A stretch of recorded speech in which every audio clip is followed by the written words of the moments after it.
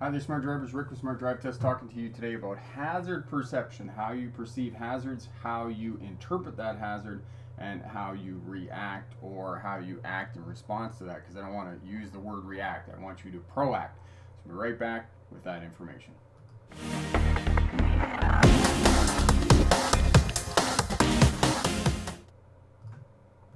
Hi there, Smart Drivers. Welcome back. Rick with Smart Drive Test talking to you today about hazard perception and getting going here with learning how to drive. And one of the most difficult skills that you can have when you do learn how to drive, because hazard perceptions and interpreting hazards, you can learn a certain amount from the textbooks and the manuals and handbooks and all of the videos that are here on YouTube.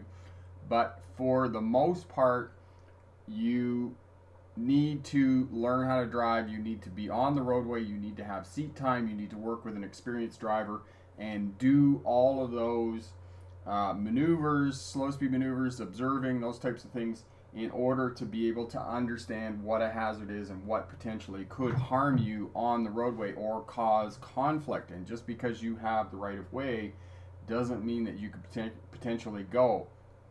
If another road user is in the road space that you want to occupy, you don't want to go, because if you do, you could potentially risk either a conflict or, worse yet, have a crash. And Ricardo is here from Portugal. Hello, Ricardo. How are you? And excellent. Anita is here. Hello. And Introvert is here as well. Good evening. Other people are tuning in from other parts of the world, or it's nighttime and those types of things. It's kind of mid-afternoon here on the West Coast, and hopefully other people are getting summertime. I'm not really getting summertime out here in the West. It's kind of hiding on us a little bit there. Traveling photographer from Vancouver.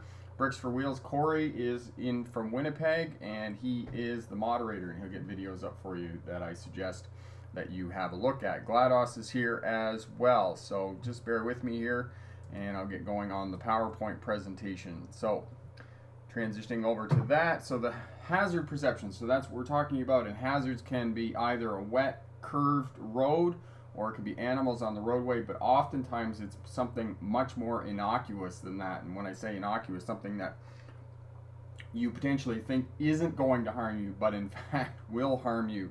For example, a pedestrian standing on the sidewalk and steps out in front of you, or another vehicle that runs a traffic light, and those types of things. And we're going to give you some, we'll talk more in the question and answer period about countermeasures that you can put in place to protect yourself, and I'll try and define what hazard perception is here in the presentation.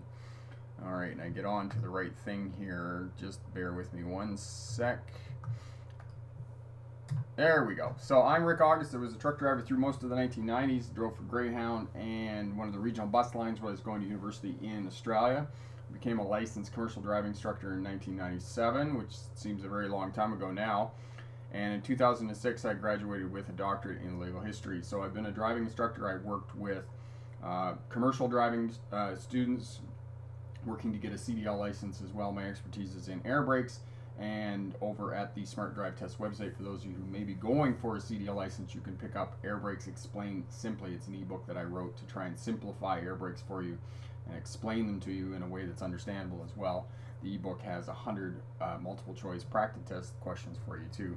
One of the things that I've been thinking about lately is why is there's traffic crashes and traffic crashes. You are not immune from traffic crashes, and here in a moment I'm going to tell you that you are at much greater risk of being involved in a traffic crash than you are, shark attacks, tornadoes, those types of things.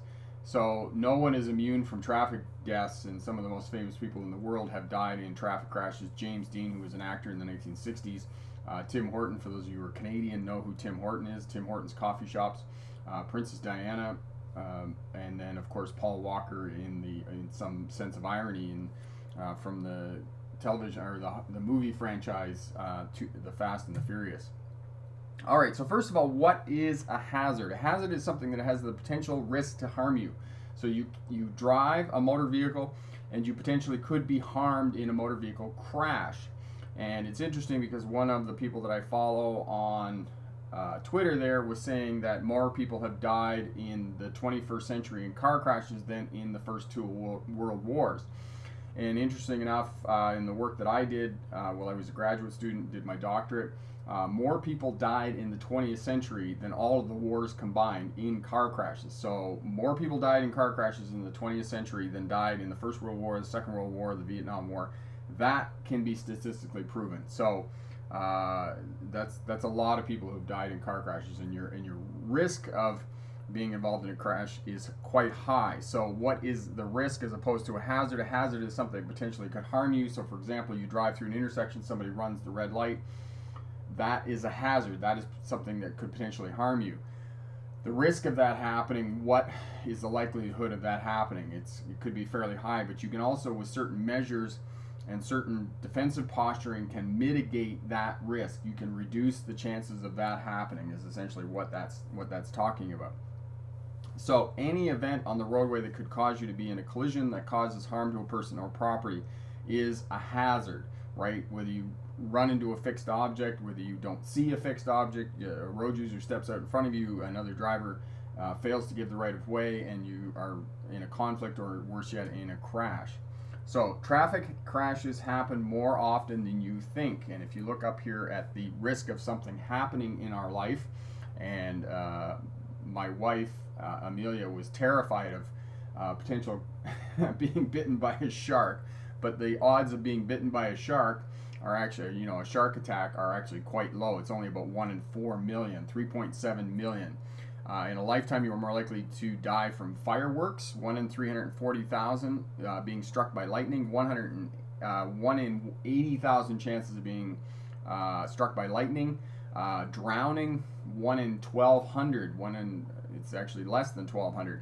A car crash, 1 in 84, and most of us are actually going to die from stroke or heart disease. 1 in 24 chance of having a stroke, and 1 in 5 people in our society are going to die from heart disease. So there are other things that are much more dangerous than being involved in a car crash, but car crash is right around the middle. And of course, it also depends on how much you're exposed to these activities. I mean, if you do a lot of surfing off the coast of South Australia, then you're going to be in shark-infested waters, and there's probably a higher risk of you being attacked by a shark. So, of course, it also depends on how much you were exposed to these risks in life. So, what are you exposed to? And of course, as I was saying last week, we're into July and August here in the Northern Hemisphere, which is summertime, and there are many, many more accidents, traffic crashes rather, in the summertime than there are in the winter months. And I can posit all kinds of things about that, but people are out vacationing, they're driving, and as well, people tend to go off yellow alert when the weather is nice out. They tend to drive more aggressively, follow too closely, because they think, oh, the roads are in good condition, I can stop the vehicle. And it's called optimism bias. It's the same thing as another example of optimism bias is people insulate their house and they spend all kinds of money on putting new windows in and those types of things, but then in the wintertime they run the thermostat higher, so it completely negates all of the work they did to insulate the house and put new windows and those types of things. Cars are the same. They have anti-lock brakes, power steering, better tires, and those types of things, but people negate those safety features by following too close and not managing space around their vehicle. Okay, so never underestimate how difficult traffic is and how difficult it is to interpret correctly a hazard that could potentially hurt you. So, drivers, vehicles, traffic, road, light, and weather. These 6 components come together in many different combinations to make driving very challenging. And one of the examples that I'll give to you is the roadway, for example. In a very short space of time, we can move from a quiet residential area where the speed limit is 50 kilometers an hour or 30 miles an hour, and then we move out onto kind of a multi-lane city urban roadway with complex intersection, those types of things, and then very quickly we can move off of that multi-lane city highway out onto a freeway. So the road conditions, the traffic that we're involved in can change very quickly, and this is one of the things that makes traffic and driving difficult to learn for new drivers and to understand hazard perception and correctly interpreting hazards along the roadway. So, components that you need to master for defensive driving, for learning what hazards are: space management, speed management, observation, and communication. And again, look down in the description there, you'll see the defensive driving checklist, head over to the Smart Drive Test website and pick up that defensive driving checklist. And that will help you as you develop a greater and greater skill with being able to interpret hazards along the roadway. Okay, and this developing hazards is experiential. You want to develop habits that will protect you. And I was talking about these habits last week. Have a look at the live stream from last week. One of the things that you do not lose is shoulder checking to the right and left. Every time you move the vehicle left, every time you move the vehicle right, shoulder check minimum of 2 times before you do that. Because if you don't shoulder check and you start that skill begins to wane, eventually what's going to happen is somebody's going to be in your blind area and you're going to start moving over, and all of a sudden there's going to be honking horns, or worse yet, you're going to hear crunching metal. So don't lose that skill of shoulder checking when you're moving the vehicle laterally or turning corners.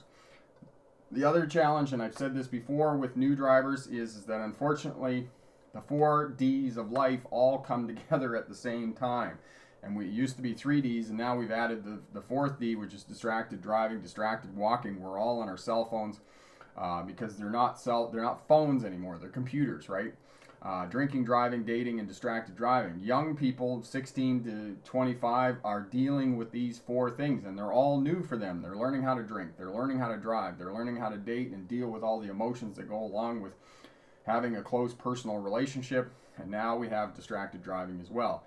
And some time ago, I ran this poll on the channel, as well as why are young people so prone to having traffic crashes, and lack of overall driving experience is what 60% of people said. Of course, there's other reasons there that I had put in as well in the poll and whatnot, but it's essentially lack of experience, lack of ability to correctly interpret hazards. And in response to that, I would add that it's the fact that they don't manage space well, because they simply don't know the paramount importance of managing space, communicating, and observing while they're driving. And one of my professional theories about the reason that we have so many conflicts, so many crashes on our roadways, is because of predictability. Drivers will execute unpredictable maneuvers on the roadway, and other people will not respond correctly. Most of the time, because the mandates of social driving dictate that people follow really close, follow too close in fact, and then they don't have an out. When I talk about driving and driving safely and being a defensive driver and having defensive posturing in place, think of it like yellow alert. Yes, think of it like the Starship Enterprise, and they go to yellow alert. You're always on yellow alert. You're always looking for other drivers to do something unpredictable. And when they do something unpredictable, they stop at the intersection for whatever reason. They give the right of way to another driver when they shouldn't be giving another right of way. They're not being confident in what they're doing on the roadway, or they do something goofy and just say, oh, that happened. You've managed space. You've covered the brake. You're observing well. The other day, I was coming back from out of town and coming down on the slip lane, and there's lots of pedestrians standing on the traffic island. Well, of course, I came to a stop before the crosswalk because I wasn't sure if the pedestrians were going to step out. Until I got eye contact with the pedestrians on the traffic island, then I proceeded, because they knew what I was doing and I knew what they were doing, and everybody knew what everybody was doing. And then, and only then, some people with less experience may have just sort of charged through because they're all on the island, it's fine, but then a pedestrian steps out, and unfortunately they're one of the vulnerable road users, and if you strike them, it's going to, they're the ones that are going to get hurt. So try and be as predictable as possible, and this is much more difficult because it's not just according to a set of rules, but it's also according to social driving, what I call social driving, the rules of social driving, that we don't come to complete stops at stop signs, we speed, we drive above the posted speed limit, and those types of things. So there's lots of things in social driving that are the culture of driving. Okay, so this is the first thing that you need to do in terms of keeping yourself safe and interpreting hazards along the roadway. Predict traffic patterns. If you can look farther down the road and predict and interpret what the traffic patterns are, that will let you better determine what the individual actions of each road user are going to be. Looking ahead at controlled intersections, determining where vehicles are on the roadway, because remember, drivers communicate their intentions by the position of their vehicle on the roadway. If they're in a turning lane, for example, there's a good chance that they're going to turn, but they may do an unpredictable action and move out of the turning lane and proceed straight through. If there's crashes along the roadway or something out of the ordinary, look for rubberneckers and out of the ordinary stuff. You know, if pedestrians are walking up to a crosswalk, they're probably going to push the button and you're probably going to have to come to a stop. Know the characteristics of vehicles and road users. Okay, large trucks coming off the intersection from a dead stop are going to be much slower than passenger vehicles. Motorcycles are going to be much, much faster. Know that vehicles on the roadway are going to change according to the time of year. So in the spring, the motorcycles are going to be coming out, bicycles are going to be coming out, cyclists rather. In the summertime, we're going to have the RVs. And here in the Okanagan Valley, where I live, we have the, we call it the invasion of the red plates. Alberta has red license plates, and the Albertans come here to vacation in the summertime. So we have the invasion of the Albertans. Know that in the summertime, there are going to be lots of people who are vacationing, and when they're vacationing, sometimes they could be lost or they're looking for something, so they can execute an unpredictable action in the summertime. That's another piece that you can put in place for unpredictable actions. So by predicting and interpreting traffic flow, you can interpret the actions of individual road users and figure out what they're going to be doing. By looking farther down the road, interpreting vehicles' movements, where are they going? Are they signaling? Are they not signaling? Are you paying attention to your driver's license? And of course, when you're in traffic like this, which is probably New York, you need to have patience, right? You can't. You got to have what's called emotional intelligence, which, you know, if you read anything about Robert Kiyosaki, he talks about this. You need to have emotional intelligence. You need to have control of your emotions and not be flying off the handle when somebody takes the space that you wanted to move into, or somebody accelerates aggressively in front of you and then changes lanes in front of you, and those types of things. So we can talk more about particular incidents in the question and answer period here, and answer questions specifically about hazard perception and those types of things, and all of this will help you out. So good luck on your road test if you have a road test coming up, and remember, pick the best answer, not necessarily the right answer. Alright, so we'll head back over here and we'll answer some questions about people. Alright, Cynthia is here listening from Minnesota. That's awesome. Katie's here. Michael Johnson is here. Got rear-ended the other night in the work truck. Amazing what a trailer hitch can do to someone's car. I think she was texting and driving. I got the drive away. She got towed away. Yes, Michael, that is correct. And this is one of the things that I advocate for people who are driving pickup trucks. Take the insert out of the back of your vehicle, because yes, one of those tow bars can do a lot of damage, because of course you got to think about it. All of that energy, all of that forward motion is on one single solid point, and that is going to cause a lot of damage. The other thing about pickup trucks and those types of things, and the reason that I advocate you taking the insert out, is because if you back into somebody, if you just hit them with the flat bumper, you're probably not going to do too much damage. But if you have that ball on, that insert, it's not called an insert, it's called something else. Somebody might remind me what it is. It's going to do a lot of damage to the front of the person's vehicle. You know, and if your truck is a lot higher, it's going to punch into the back. It's going to punch into the grill, and it might cost you a few $1,000s to fix their vehicle. Introvert, blind spots cannot be seen by rear view mirrors. Yes, and you're absolutely true. And convex mirrors go some distance to helping to eliminate blind areas around your vehicle, but they will not eliminate blind areas around your vehicle completely either. It is imperative that you shoulder check minimum 2 times right and left every time you're moving the vehicle laterally, or every time that you're going to make a turn. Okay? John Doe, my daughter has a road test Wednesday, July 31st, so that's this coming Wednesday, so it's going to be great. Parking was very helpful. Excellent. I'm really glad that we could help out, John.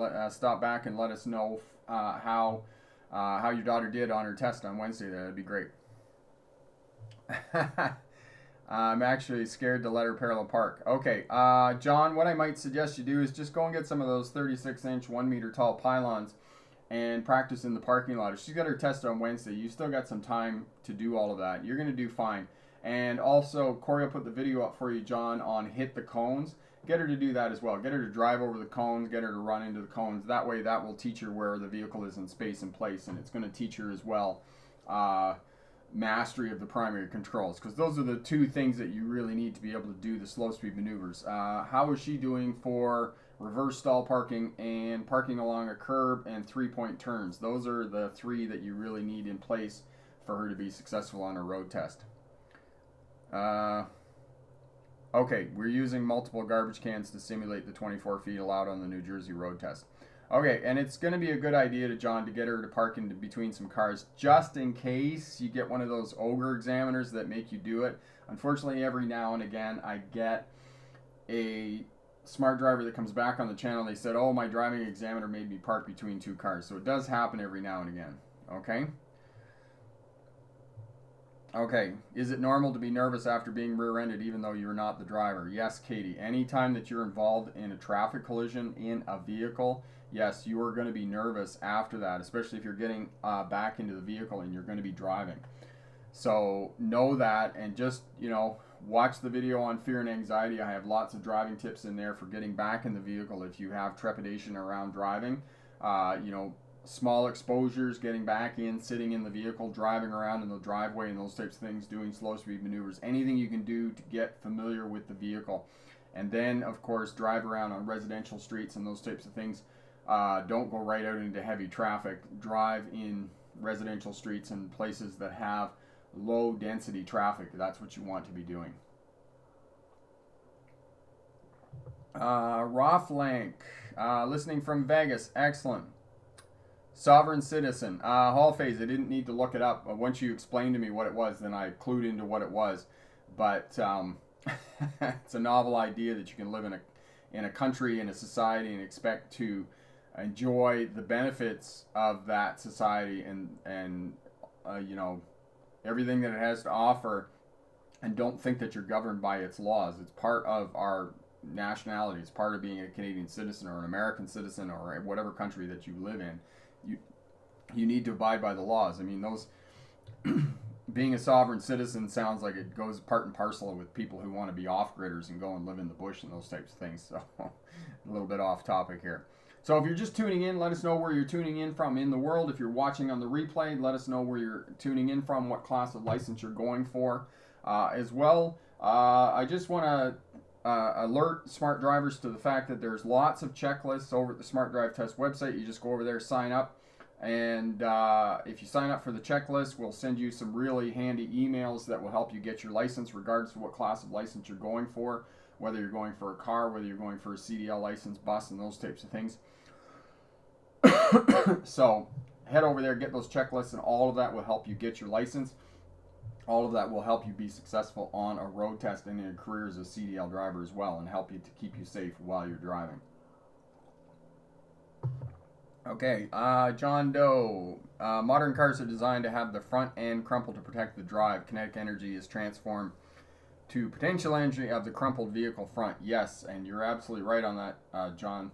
If you want to watch any of the videos from the crash test, I'm not sure what the organization's called in the States. It's escaping me right now. But essentially that's what they've done. That's why head-on collisions are not as dangerous as they once were. Is exactly what you said. The front end of the vehicle, the engine compartment, crumples, and it essentially absorbs the energy from the impact. And this is why T-bone crashes tend to be dangerous, is because there isn't enough vehicle there to have a crumple zone, to have the vehicle absorb that energy from the other vehicle that's going to be striking on the side. So this is why left-hand turns, for those of us who drive on the right, and right-hand turns for those of you who drive on the left, are so dangerous, is because they don't have that crumple zone the same as vehicles do have on the front. Okay.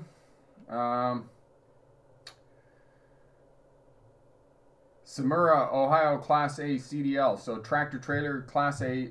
Samura is Class A tractor trailer there in Ohio. Cody, I'm late, but I'm here now from Vancouver going for Class 7. That's awesome, Cody. Zalek, from Calgary, passed my Class 5 advanced road test 1 month ago. Thank you for your videos. I would also like to know about the traffic circle right-of-way and exit rules, please. Okay, so Zalek, roundabouts, I just like to call them roundabouts, whether they're small or whether they're big. I know that some people call them traffic circles. I try to simplify stuff as much as possible and just call them roundabouts. When you're approaching a roundabout, think of it like a conventional intersection and simply signal in the direction that you're going to go. If you're going to go left, signal left. You're going to go right, signal right. And then once you got to give way to all other traffic in the roundabout. So give way to all of the traffic, approach and get into the roundabout, and then of course you're going to be on yellow alert as you're going into the roundabout and you're in the roundabout, making sure that other vehicles don't cut you off and whatnot. And if practicable, which means if you can do it, signal when you exit out of the roundabout. So if you're going to go around to the left and you're going to go left, signal to that exit when you're moving out of the roundabout, and that will indicate to the traffic behind you that is in the roundabout that you're going to be leaving the roundabout. So those are basic rules. The other thing is Corey, I'll put the video up for you, the full video on roundabouts, and I go into a much more in-depth explanation of roundabouts and what you can do and those types of things. All right, Katie, I'm working on passing my written exam to drive a car. Excellent. And there's also a video on theories. Katie, don't read the driving manual handbook from cover to cover because it's written by bureaucrats and it'll it cures insomnia. That's about it. It's not well written. What I suggest to students is to go on some of the websites, and there's plenty of websites. I have some over at the Smart Drive Test website as well. Practice driving test questions. Do the practice driving test questions. Don't do the practice driving test questions as a measure of your ability, but rather as a learning tool. And what I mean by that is go on, do the questions, figure out which parts you don't know, go back to the driving manual, look up those parts, read them, understand them, and then go back and do the tests again. And when you're getting 80-90% consistently on the test, on the computer test, the simulated tests here on the internet, then you can go and write your test down at the DMV or those types of things. Okay, so yeah, Katie, some people are not successful on the test, so you got to study specifically for the test. Okay, introvert, I'll miss telling you blind spots. You can turn your head left or right without moving the shoulders. It can be dangerous because you could turn the steering wheel. Yes, introvert, that's correct. You shouldn't be turning your shoulders. You shouldn't be going like this. It's just a quick head check, 90 degrees either way, and it should be a really quick. Like, it's not like, oh, look and hanging out over there, because as you said, if you turn and you're looking or you're turning your shoulders, you're going to turn the steering wheel, because the vehicle, any vehicle, it doesn't matter what vehicle it is going to go in the direction you're looking. So when you shoulder check, it's a quick 90-degree check, and that's all you're doing. Essentially what you're doing is you're using your peripheral vision to check to see if there's light or movement over in the blind areas. And if there is light or movement, then what's happening is you're going to draw in your central vision, and you're going to do a better, a more thorough investigation of whether it's there or not. And this is the other reason why you do 2 shoulder checks as you're approaching a turn. The first shoulder check is to make sure that there isn't a bicycle or somebody on a scooter or something like that right in your blind spot before you pull up to the intersection, and then you get up there and they're there, right? So shoulder checks are going to help you with that, and then a quick shoulder check. And as introvert said, don't move your shoulders. It's just a quick head turn, right? Okay. And again, there's another video here, and I was thinking about this a few weeks ago. Somebody said this to me, that you got to move your eyes. You got to move your head. If you're going to scan properly in the vehicle, you have to move your head. You're looking in the center mirror. You're looking at the instrument panel. You're looking down the road. You're checking the wing mirror over there. You have to move your head when you're scanning to scan properly and look down the road. Okay? Samira, I have my CDL permit now. I'm trying to get more familiar with the pre-trip 10-speed on a 10-speed manual. Yes, the pre-trip is fairly intense. And Samira, you just basically got to go over that. We do have available at the website. There's a small cost for it, but the pre-trip inspection list as well. But you probably already have that if you're at a driving school. Okay, Betty's tuning in from Houston, Texas, where it is very hot, I suspect there. What is the temperature in Houston, Texas, Betty? Katie, you're most welcome. Anything we can do. So again, hazard perception, and I've been thinking a lot about this because I've been thinking about shooting a series of videos of hazards along the roadway as I'm driving, because a lot of them As a veteran driver, I just kind of go along and I deal with them. But for new drivers, I think it would be incredibly helpful to have a bunch of videos where I'm talking about what hazards I'm looking for along the roadway, what could potentially harm you, and the defensive posturing that you put in place so you're not going to be involved in a crash or conflict. And Jennifer is tuning in from the Philippines. Hello, Jennifer, and how are you? And are you going for a license there in the Philippines, Jennifer? Is that what you're working towards there? Okay, Roth Tank, how strict do you think a driving examiner would be regarding speed? Maybe like 41 on a 45. No, it's not really, Roth Tank. This is a great question about speed management for the purposes of a road test. You can go up and down a little bit. It gets probably 3 miles an hour or 3 kilometers an hour, above and below the speed limit. It's not a matter of, keeping it right on the speed limit. Okay, so miles per hour. Thanks for that. So say the speed limit's 30 miles an hour. It's not that you got to keep it dead on 30 miles an hour, but you can go 32, you can go 28 or those types of things. But you want to try and keep it as close as possible to the 30 mile an hour mark. If you're doing 35, you don't want to be doing 35 for very long, probably 5 or 10 seconds, and then it's like, because you have your scanning pattern where every 8 to 10, 15 seconds you're looking at the instrument panel, you're monitoring your speed, and you need to be doing that for the purposes of your road test, and you need to keep it fairly constant on what the speed is. Now, the other thing, Roth Tank, in terms of speed is watch the video on how to pass your road test. If you haven't already seen that video, you'll see that I don't attain the speed limit very often because I'm turning corners, I'm accelerating, and those types of things. Well, there's other hazards along the roadway that prevent me from attaining the speed limit. So know that. But you do need, if you're on a big road like a multi-lane city street and those types of things, you need to get up to speed as quickly as possible. You need to be as close to the speed limit as possible and stay at that speed limit. But it's going to go up and down all the time because you're managing speed to maintain that space buffer around your vehicle. So that's what you're doing. You're going to be working the throttle and letting off the throttle and backing off a little bit. You're going to speeding up to maintain your the posted speed limit and those types of things. All right. There's this one specific road near my DMV where it's going downhill, and there's also several apartment complexes where drivers love to exit without yielding to traffic. Okay, so 2 things, Roth Tank, that you need to do when you're going downhill. You're obviously going to have to brake a little bit. And the other thing that you're going to need to be doing is scanning well ahead. So if people are there and they potentially could pull out in front of you, then you need to be covering the brake, right? Just have your foot over the brake to be slowing down and maintaining that, okay? Frederick is here from Denmark. Have had a license for 21 months, but like your videos, good advice.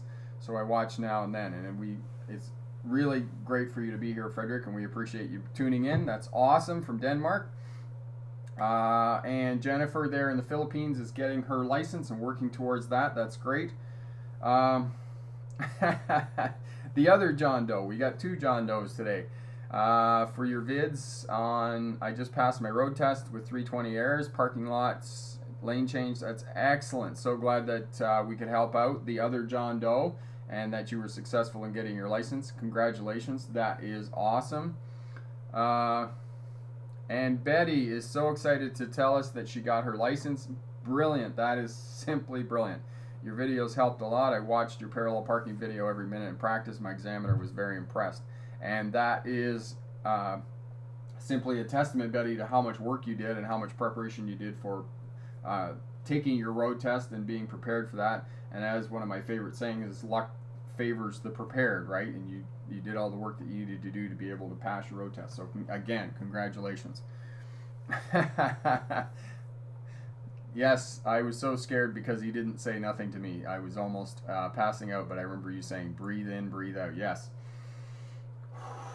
It forces us to, it forces our body to relax, right? So that breathing is very important. When you get into situations that you're terrified, and we all have those situations where we get uncomfortable, we're terrified, just remember to breathe, right?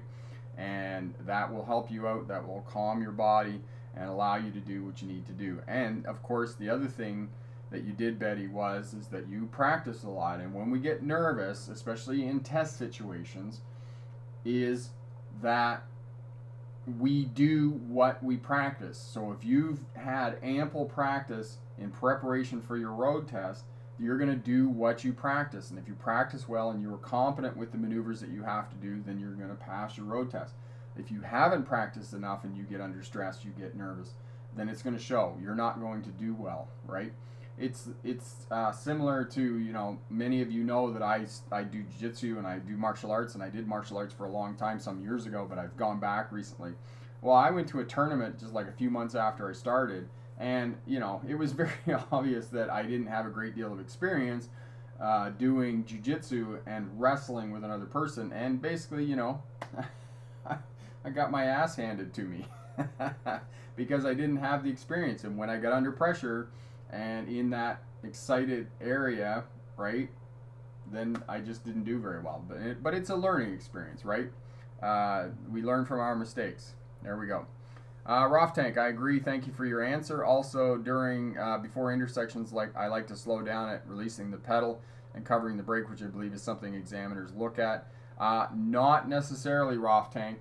If the intersection's clear and you've got a green light, it's been green for a little bit, but it's not going to turn, you don't slow down, because that's incorrect. You need to be steady on that throttle and just proceed through the intersection. And again, I did a video on this last week. One of the smart drivers said that they nearly got into a crash in an intersection because somebody ran the red light.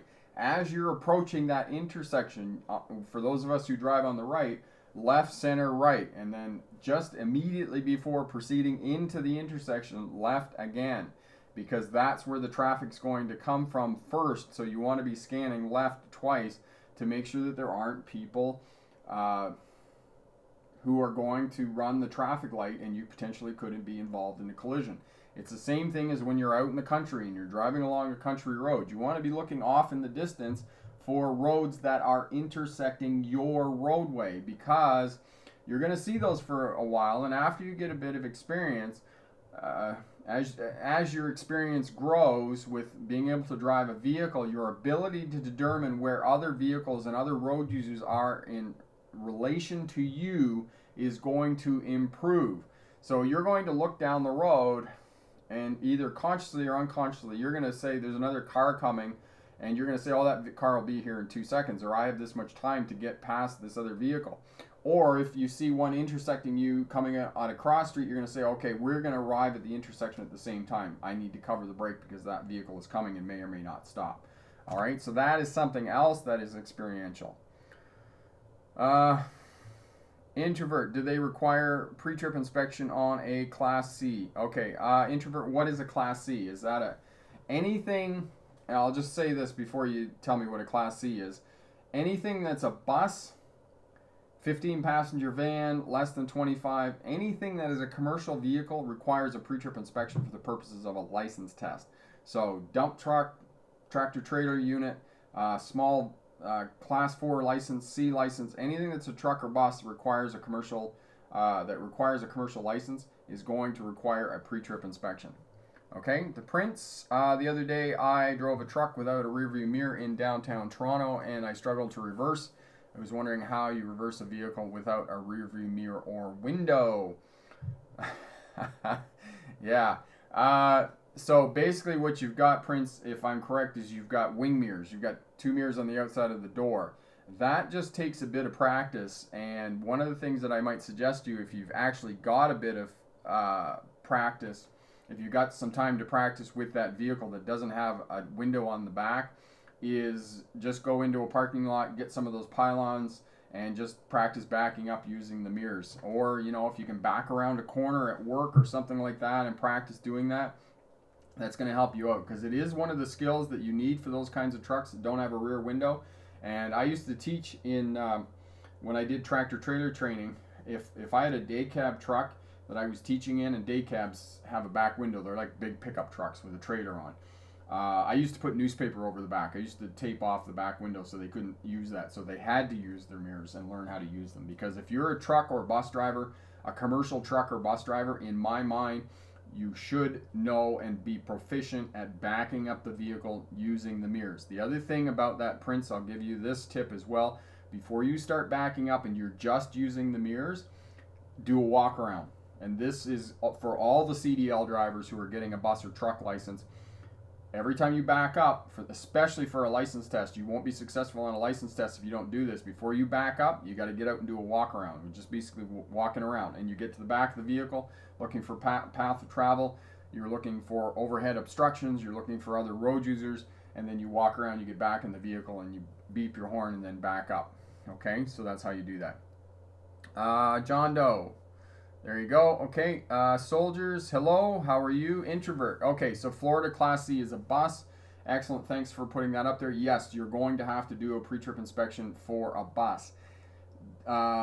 Freddie, do you know whether the bus has hydraulic brakes or whether it has air brakes? Most of the buses in this day and age are going to be air brakes, so you're going to need your air brake stuff as well. So if you do need your air brake stuff, and for all of you who need your air brake stuff, make sure you head over to the Smart Drive Test website and pick up your checklist for the in-cab checks, for the 5 checks that you need to do in the cab.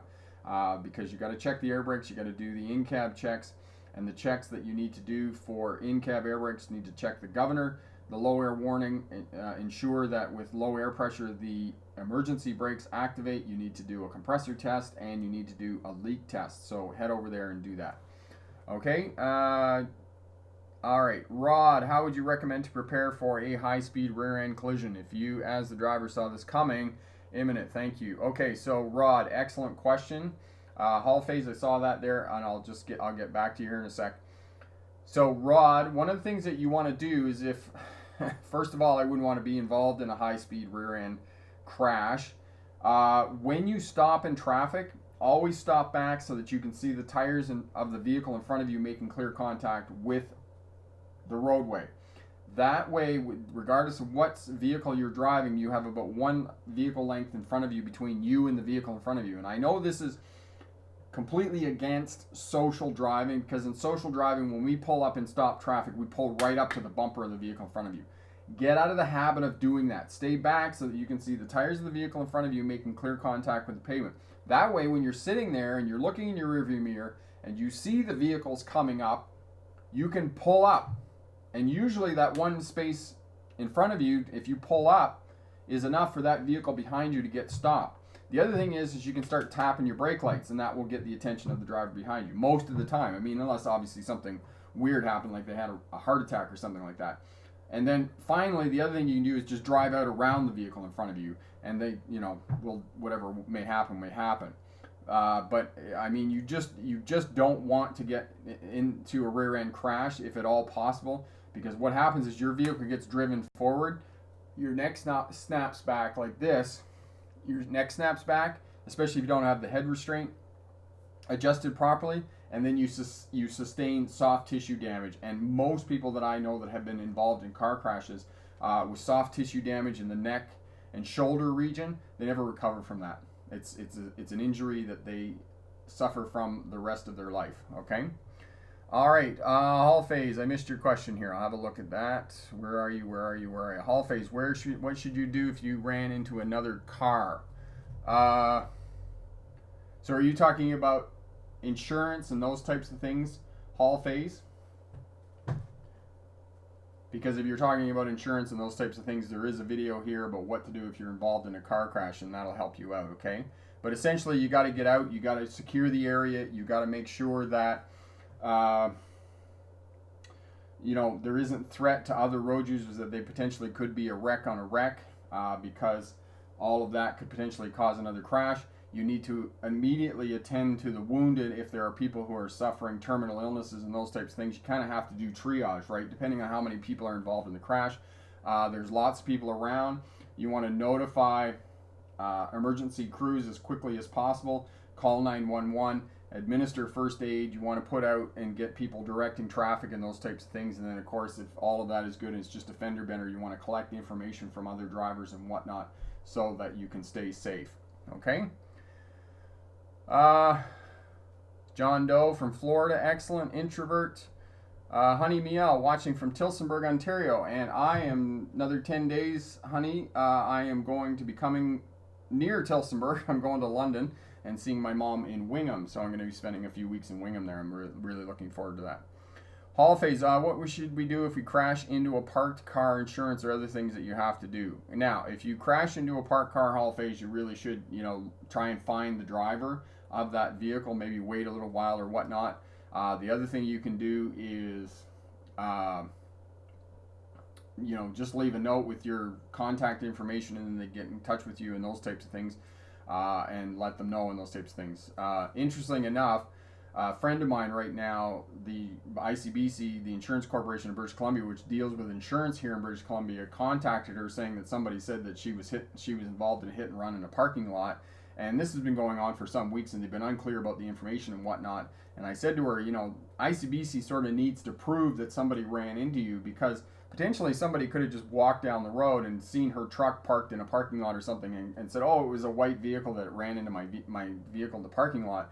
So it's, as far as, in my mind, the onus is on the insurance company to prove that she ran into their vehicle, because up until this point there's been no evidence produced. It's simply been allegations at this juncture. So know that about insurance companies as well.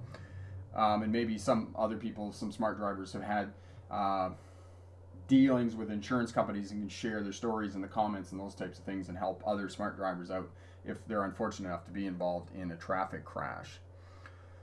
Okay, Josie, my question got skipped as well. It had to do with right of way. Okay, Josie, I'll have a look for that. Let's see.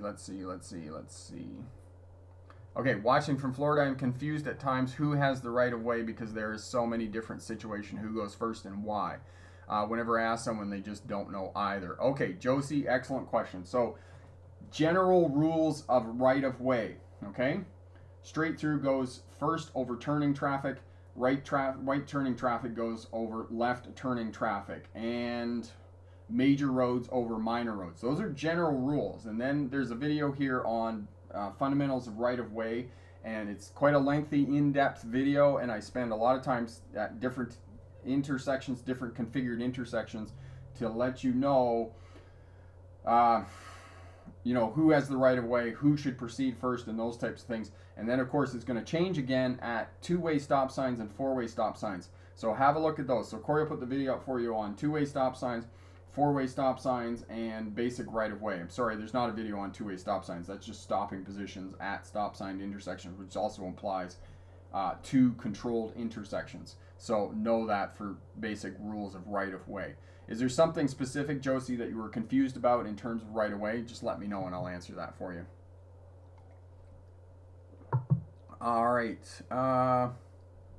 Scarface, I just wanted to say thank you for helping me pass my test a week ago. Awesome. That is so great. I'm really glad that we could help you out in terms of passing your road test. Soldier, you're going to make the 50-minute CDL truck driver road test video. Actually, Soldier, I think it's going to be a bit longer than that. Yeah, that is something else that I'm going to start working on as well as soon as I get back from holidays, okay? Prince, I posted another question also that got skipped over, referring to my regular daily driving car with rearview mirror and windows. Prince.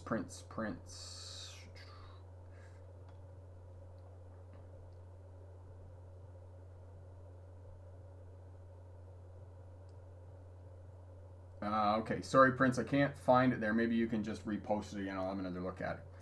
All right, Soldier, what was expected to do a CDL road test? So essentially, Soldier, the 5 components of a CDL road test are turning, shifting, pre-trip inspection, coupling, and backing the unit. It's going to depend on which road test center that you go to. That's going to, different places are going to have different requirements for backing.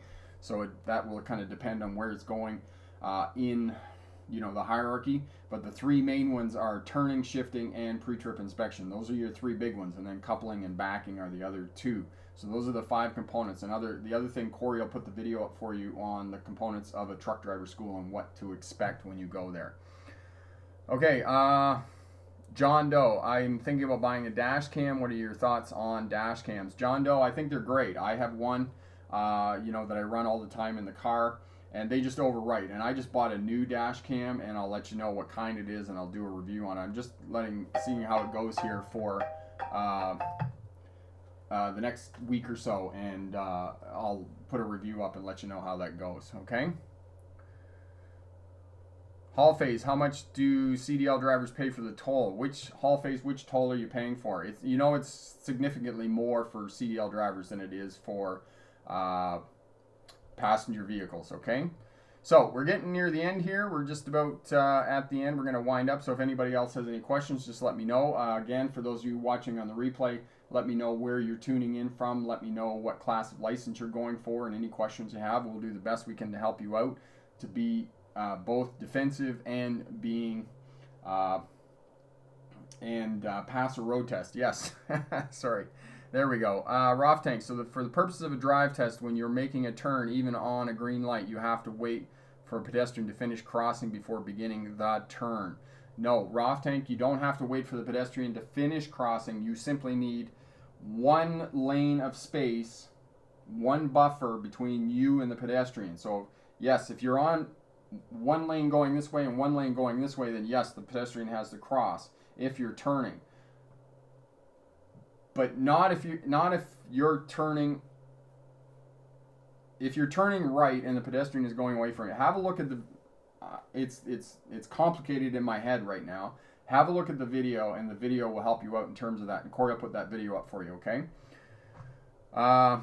Prints. I have a habit of constantly looking at my rearview mirror, sometimes more often than looking at the road ahead. Yeah, and maybe Prints, that's not such a good thing. You know, you should be checking it sort of every 12 to 15 seconds. But, you know, and it's just a quick glance to figure out what vehicles are behind you. Okay? And so don't be looking at your rearview mirror as much as you can be, okay? All right, so... Okay, so I think we're going to wrap it up there. We'll leave it there for the day. Thank you so much for all your questions and comments. And again, if you're watching on the replay, leave a comment down in the comment section. Hit that thumbs up as well. And just a minute here. There we go. Head over to the Smart Drive Test website with lots of good checklists over there. And one of the checklists for CDL drivers that I haven't got the right name for yet is the weigh scale checklist, which is a checklist of paperwork for CDL drivers going into the weigh scale checklist or getting pulled over by authorities.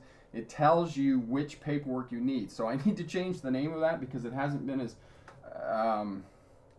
popular as I thought it was going to be with CDL drivers. Okay, so lots of checklists. Look down in the descriptions. Most of the links for the checklists are down in the descriptions. Look down there, and that will help you out. Okay, with that as well, here's the road test checklist that's over there as well. And again, I'll send you emails that'll help you out with your road test and having a career, successful career as a truck or bus driver. So thanks for participating. Thanks for your questions. And remember, pick the best answer, not necessarily the right answer. Have a great day. Bye now.